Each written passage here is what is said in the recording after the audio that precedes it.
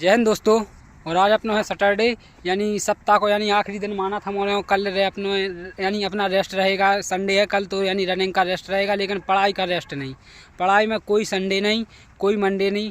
जो टारगेट है अपना वो करना, जब तक अचीव ना हो जाए तब तक अपन लोग का संडे नहीं माना जाएगा। लेकिन रनिंग में संडे का गैप लेना बहुत ज़रूरी है, क्योंकि 7 दिन यानी 6 दिन जब अपन लोग रनिंग करते ना तो बहुत बॉडी भर जाती है अपन की।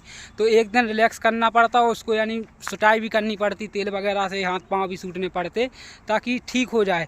और कल की वीडियो में हमने कमेंट बहुत सारे देखे कि भैया जीके का तो आपने बता दिया कैसे क्या पढ़ना, रिवाइज कैसे करना।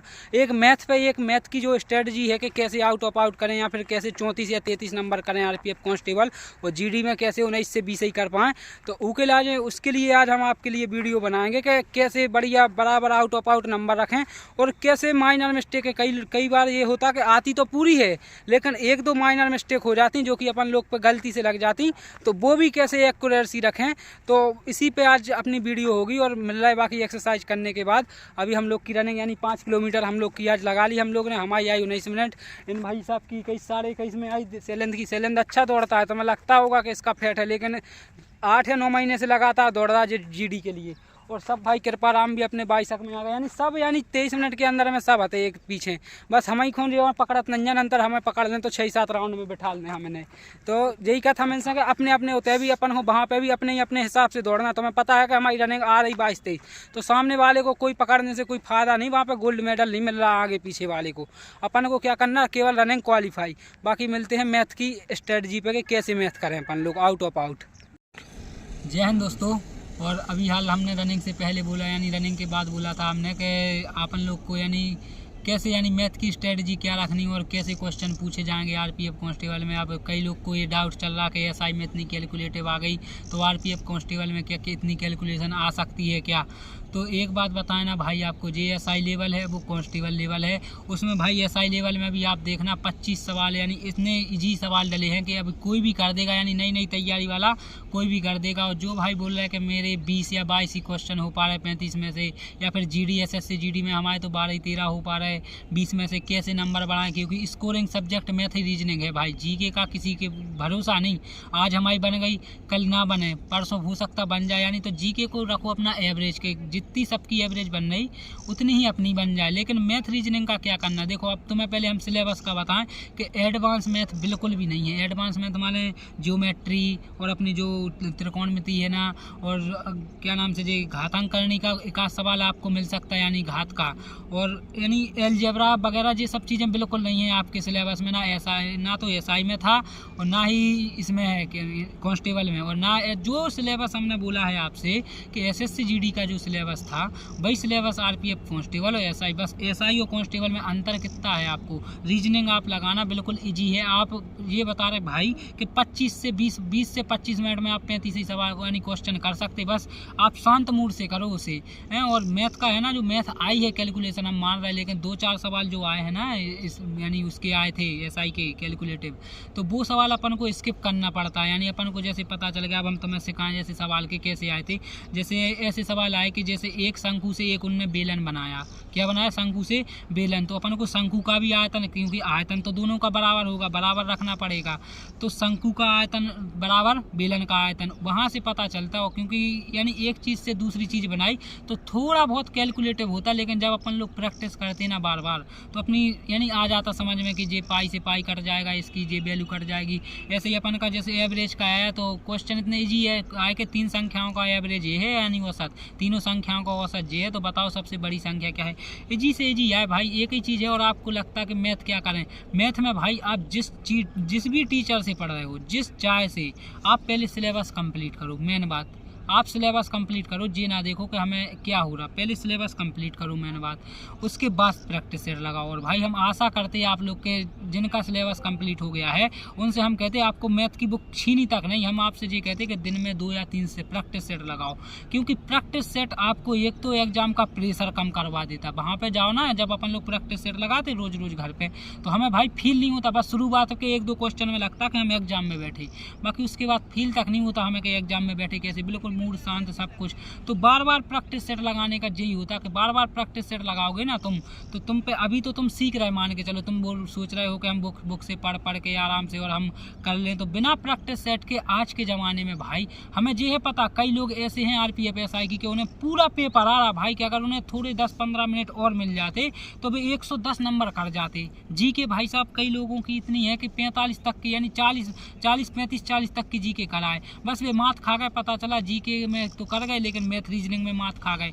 मैं हमारे भैया एक यानी जो हम यानी RWA के हम लोग सेट लगाते थे और रिव्यू भी करते थे, तो कई भैया के हमसे ज़्यादा नंबर रहते थे, जैसे हमारे 90 रहे तो उनके 101 102 रहते थे, लेकिन कल रात को उनसे बात हुई तो उनके 70 ही बैठे।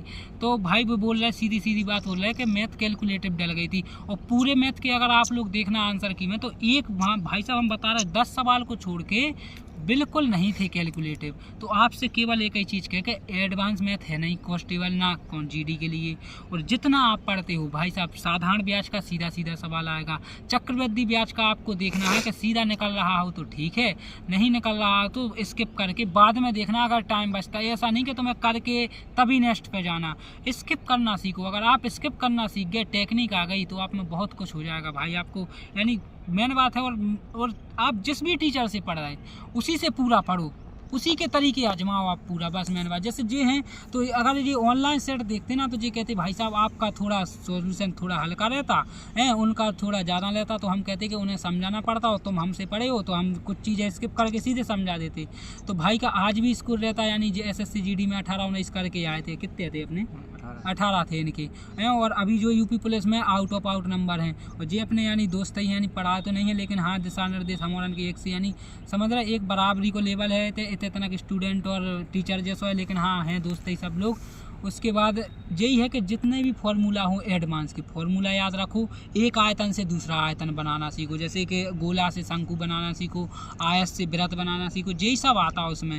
और जिस भी टीचर से पढ़ रहे, चाहे गगन सर से आप पढ़ रहे हो, चाहे रंजन सर से आपने पढ़ा हो, चाहे अंकित यानी वो भाटी हैं दीपक भाटी सर हों, चाहे यानी जो राहुल तेवतिया सर जी हों, तो जिससे भी आप मैथ पढ़े हो बस उनसे पूरा पढ़ो। ऐसा नहीं कि प्रैक्टिस सेट पढ़ो अकेली, फाउंडेशन पढ़ो पहले। आप एक बार नींव मजबूत कर लो कि होता क्या है, एक बार तुम पूरा रास्ता तो समझ जाओ कि होता क्या है। एक बार रास्ता समझ गए आपको बिल्कुल सबसे इजी सब्जेक्ट लगेगा मैथ का भाई, कभी रिवीजन नहीं करना पड़ता, बस आप सेट लगाते रहो। और हम बता रहे हैं आपको कि जी अलजेब्रा एडवांस मैथ बिल्कुल नहीं आएगी, और कांस्टेबल का लेवल है ना जो भाई आप रियल मानो इतना ईजी आएगा कि आप लोग एक्सेप्ट नहीं करोगे। जैसा कई लोगों को एक्सेप्ट नहीं हुआ कि SI का इतने क्वेश्चन ईजी क्यों आए, फिर भी नंबर ना बने आदमियों के, क्यों? क्योंकि उन्हें 25 क्वेश्चन इतने ईजी लगे यार कि जो 8 तक की क्लास के थे, केवल 8 तक यानी जो 8 तक की क्लास के थे वहाँ तक के थे। तो आपसे यही है कि जो GD में भी हैं, जो कांस्टेबल में भी हैं, जो तैयारी नेक्स्ट टारगेट है कि मैथ हम आउट ऑफ आउट कैसे करें, तो बस इतना ध्यान रखो कि आपको जो क्वेश्चन छूट रहे अभी, जो क्वेश्चन छूट रहे और नए जैसे लग रहे वो अपनी कॉपी पर लिखो, और वैसा उस टाइप के पूरे क्वेश्चन लगा लो। जैसे नाव धारा का है तो केवल 2 ही चीज़ तुम्हें ध्यान निकालनी कि नाव या धारा। जैसे काम समय का है तो 2 ही चीज़ है तुम्हारा, या तो MDH लगेगा तुम्हारा, या फिर ये इतने काम एक दिन में कर रहा, 20 दिन में जी चैप्टर आते ही आते हैं। तुम्हारा चक्रवृद्धि ब्याज का है, या तो ब्याज ही पूछ लेंगे या समय पूछ लेंगे, या फिर बस एक ही चीज़ है अंतर। तो आप लोग को लगता है कि मैथ का सिलेबस बहुत बड़ा है, हम भाई अभी हम पूरा बता देंगे कि शुरू से एंड तक क्या है। परसेंटेज में कुछ नहीं है भाई साहब, छूट मूट में कुछ नहीं है, बस एक बार तरीके से समझो जिस भी टीचर से। ऐसा नहीं कि आज इनसे पढ़ रहे कल देखो मेरा अलग तरीका है, यानी अलग टीचर का अलग तरीका होता। अगर हम छूट देते तो भाई 100 पे छूट देते, कई लोग वो सूत्र लगाते X+Y वाला, तो अपना अपना तरीका होता भाई। जैसे 25% को कई लोग 1/4 लिखते, हम कहते 25% सीधा 100 से कम कर लो, तो अपना अपना तरीका होता। और अगर आप बार बार अलग अलग जगह से पढ़ोगे तो केवल आपके दिमाग में डाउट बनेगा कि बे ऐसे पढ़ाते थे, हम बे ऐसे पढ़ा रहे, हम कैसे पढ़ें अब। तो किसी एक टीचर से पढ़ लो आप पूरा, और फिर खुद के खुद पढ़ो बुक से। और हम सही बताएं ना, आजकल जो चल रही, देखो आप बुक अगर बोल रहे हो कौन सी बुक्स हैं, तो राकेश यादव सर की बुक से पढ़ सकते, या पिनक्कल से पढ़ सकते, या किरण SSC की से, तो आपके पास है। और एक बार आपको लगता है ऐसे समय के हम सेट लगा लें, अब समय नहीं बचा, एक बार फाउंडेशन पढ़ो, चाहे 6 महीने लग जाए, चाहे 4 महीने लग जाए, जितने लग जाए, एक बार फाउंडेशन पढ़ो, उसके बाद आपकी बिल्कुल यानी फिर देखो समय निकलता जाता, इसी में समय निकलता जाता कि आज उनका सेट देखा, कल उनका देखा, नंबर नहीं बढ़ा है, समय नहीं निकालना है। वास्तविकता को समझो, आप फाउंडेशन पूरा पढ़ लो, समझ जाओ, अपने आप समझ में आ जाएगा सब। तैयारी में दो प्रकार के बच्चा हो, तो मतलब एक बच्चा जो शुरुआत ही कर रहा है, हो सकत कई जन मतलब के पास जे वीडियो सबसे पहले अपेयर हुई हो तैयारी जैसे ही शुरुआत करी, जे वीडियो देख के इंस्पायर हो रहा है कि आगे कैसे क्या करना। और दूसरे प्रकार के बच्चे हैं पढ़ सब चुके और बस केवल प्रैक्टिस मतलब हाँ, जो पढ़ रहे हैं तो बार बार हम तो आपसे कह रहे हैं मैथ रीजनिंग को आपको नहीं उठाना है किताब को बार बार, बस प्रैक्टिस सेट लगाओ आप। उनका फाउंडेशन उनका कंप्लीट है, रिलेशन करो, मॉक हाँ। टेस्ट में भी नंबर आ रहा है लेकिन एग्जाम प्रेशर हैंडल नहीं कर पा रहे। तो ई के लाने सबसे पहले आपको यही करने का, आपको प्रैक्टिस करते रहने। अगर आपको फाउंडेशन कंप्लीट है हुए सब हो गए तो आप टेक्स्ट बुक या फिर कोई सी बुक प्रैक्टिस की भाई तो आराम से प्रैक्टिस करो। आप मैथ में जितने भी सिलेक्टेड बच्चा हैं उनसे पूछना कि क्या आप सेट ही सेट लगा के हो गए थे, नहीं, वो बोलेंगे हमने पहले फाउंडेशन पढ़ा। और जितने सिलेक्टेड हैं उनसे ये भी पूछना कि क्या आप अकेला फाउंडेशन पढ़ के हो गए थे, तो वो बोलेंगे नहीं, पहले फाउंडेशन उसके बाद इतनी प्रैक्टिस कि जिसकी हद ना हो, लेकिन पहले शांत मूड से फाउंडेशन करो। यदि आपने मतलब इससे पहले अगर किसी फाउंडेशन पढ़ लिया है आधा, या फिर आप ज़्यादा चीज़ें समझने लग गए, आधे से ज़्यादा हाँ। आपके नंबर आने लग गए, तो आप फिर ऐसा करें कि कोई लेवल अप सर हो, जैसे आदित्य रंजन सर हैं, अगर आपको पहले से कोई मतलब हाँ, आप तो फिर समझ आपको गए, वो उनकी शॉर्ट पहले आपको समझ गए कि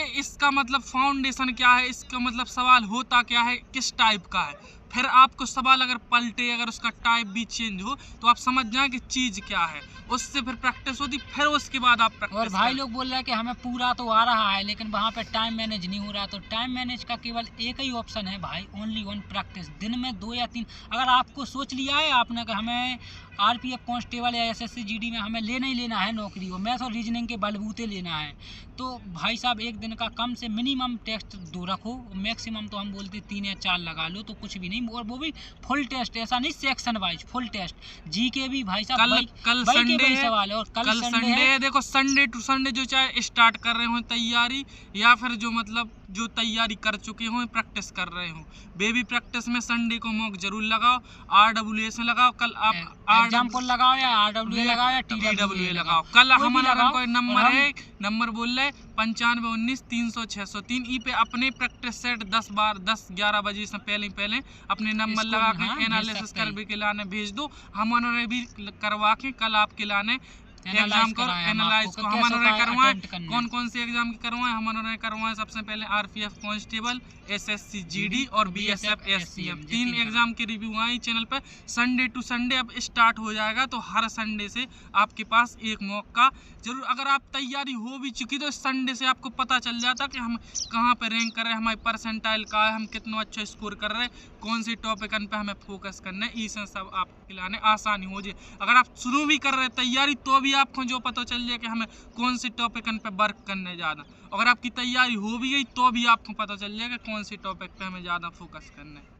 और भाई एक और बस लास्ट चीज़ कह रहे हैं हम कि जिन भाई के जैसे 35 में से 30 बन रहे, भी बोल रहे हैं कि हम पे 2-3 सवाल छूट ही जाते, या 20 में से SSC GD में 19 बन रहा है 1-2 सवाल छूट जाते, तो उनसे कहने की बात है जो सवाल छूट रहे हैं आपके उस पर इतनी कस दो, यानी वैसे सवाल इतने अच्छे से पढ़ लो कि यानी उस टाइप के पढ़ लो कि जैसे आपका एडवांस का छूट रहा है, जैसे मेंसुरेशन का कुछ छूट रहा है कि इसके धारिता से जे बन रहा है इसका जे, तो उस सवाल को ध्यान से पढ़ा करो आप, 1-2 बार पढ़ो, समझो कुछ जो भी तुम्हें समझ में आया। अगर बेलन दिया है, अगर तुम त्रिज्या उसकी निकाल पा रहे हो, कुछ भी तोड़ो फोड़ो उसको, कुछ ना कुछ करो, उसका आंसर निकल आता है भाई। और सीधे सीधे नहीं करना, ऑप्शन उठा के भी कर लेते कई सवाल अपन को वहाँ पे, यानी कोई लिखने वाला एग्जाम नहीं दे रहे कि अपन लोग सीधे सीधे हम भाई कई क्वेश्चन के हम ऑप्शन उठा के ये हमने आंसर नहीं। तो ध्यान रखना है कि तरीका क्या है, बीच का तरीका अपनाना अपन को, ना हार्ड ना आसान, बीच का तरीका जिससे अपना जल्दी आंसर निकल आए वो तरीका अपनाना। बाकी मिलते हैं नेक्स्ट वीडियो में। जय हिंद, जय भारत।